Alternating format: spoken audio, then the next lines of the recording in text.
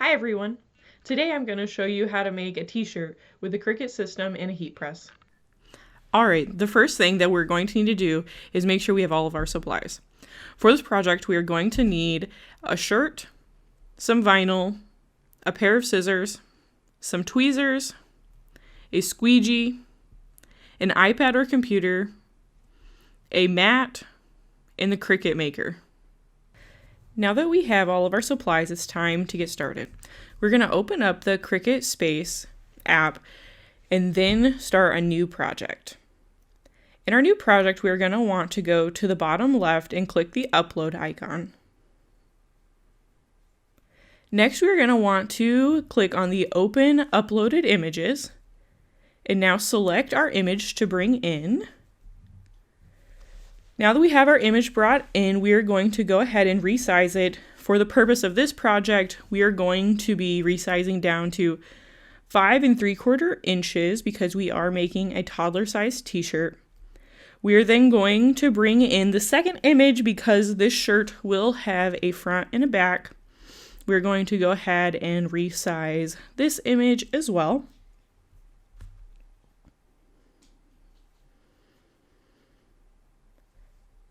Now we're going to save the project just in case we need to go back and remake it in the future. After it's saved, we are going to go ahead and click on Make It. Once we click on Make It, we see an image of a mat. And on this mat is our two images. We are going to click the mirror option, which is going to reverse both images and make them so they cut correctly. We're then going to connect our machine with our iPad or computer program.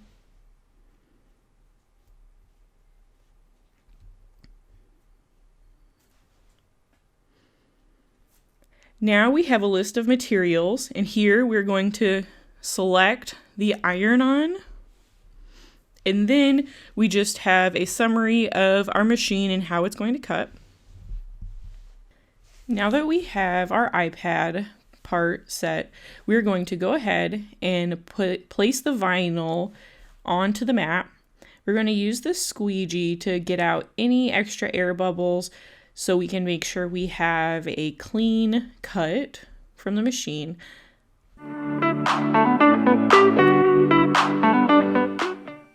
For my project, I'm going to be placing pieces of tape along the edges of the vinyl. This is just because my mat is not as sticky as it used to be, but this is, however, not something that you usually should have to do. All right, and now we're moving on to placing the mat into the lips of the machine. And you also see that I pushed in the blinking Cricut button, which is the button that tells us the machine is ready to take in the mat. Now we have another flashing Cricut button. This button is just us giving the machine the go-ahead to start the cut.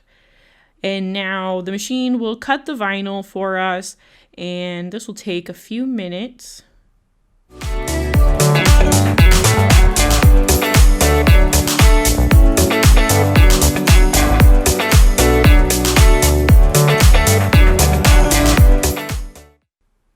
Alright, now that our vinyl is done being cut, we're going to eject the mat out of the machine. Now that our designs are finished cutting, we're going to take a pair of scissors to cut the excess roll of vinyl off.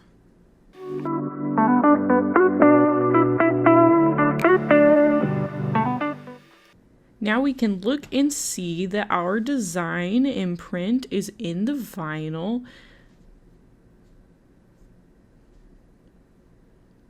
And now we are ready to cut the front and back pieces apart from each other. Next, we're going to use our tweezers to weed out our design.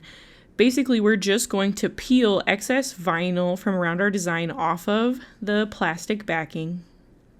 This is going to make it so our image is the only thing left on the backing, and that will make it ready to move to the heat press.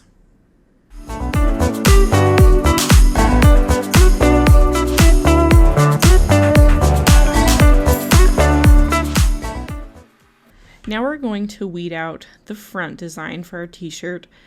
When I weed, I like to start at a corner and stab my tweezers through it to get a good lipped edge to be able to pull off that vinyl.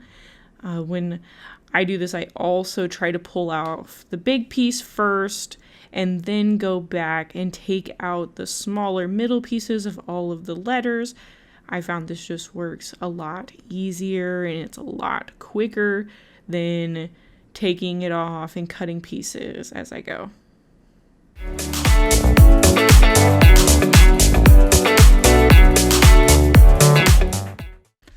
All right, now that we have everything we need, we can get started with our heat press.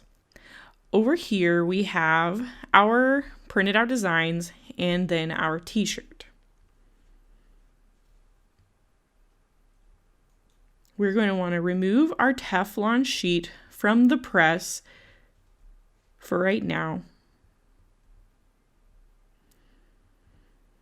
We're going to place our t-shirt up on the press and let it sit for 3 to 5 seconds just to work out any wrinkles or moisture that may be in the shirt prior to setting our designs.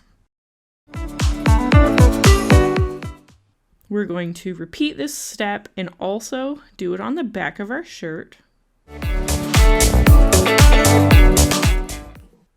Now we are ready to get our design for the front of the shirt and start laying it down to see what placement we would like to have. For this step, usually I just adjust it little by little and try to get it as straight and centered as I possibly can.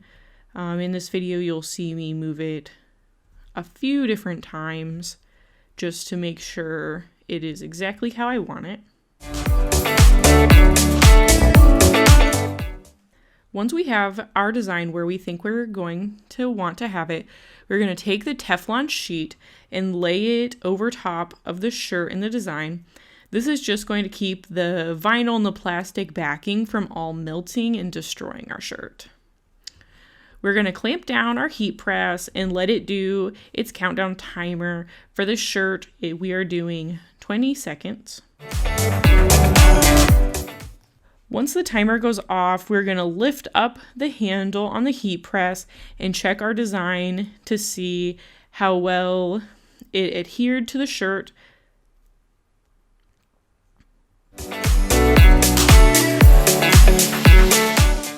You notice here I am slowly lifting the plastic backing from the vinyl just to see, and you can kind of tell that some of the letters are not sticking to the shirt as well as they should. So I'm going to throw the plastic backing back on and set that back through the heat press another time just to make sure that the shirt and the vinyl stay adhered to one another.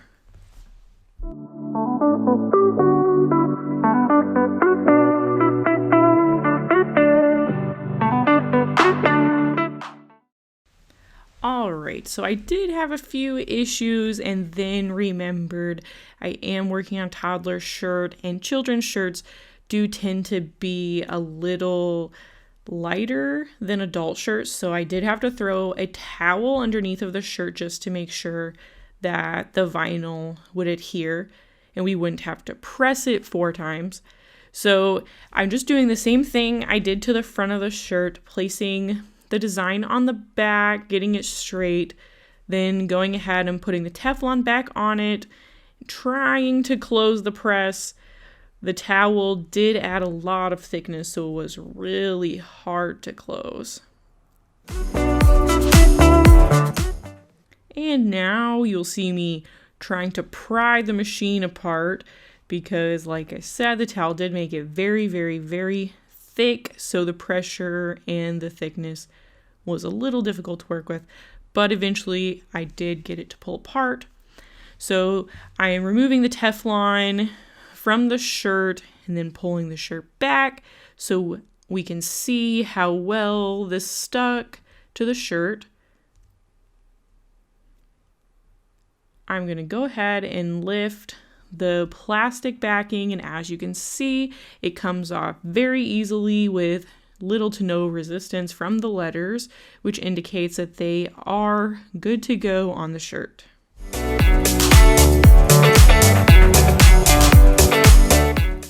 All right, and then here is a preview of what our finished shirt looks like. Here's a picture of my daughter modeling the shirt that we just made. Thank you for watching, and I hope you had fun learning how to design and create a t-shirt with me.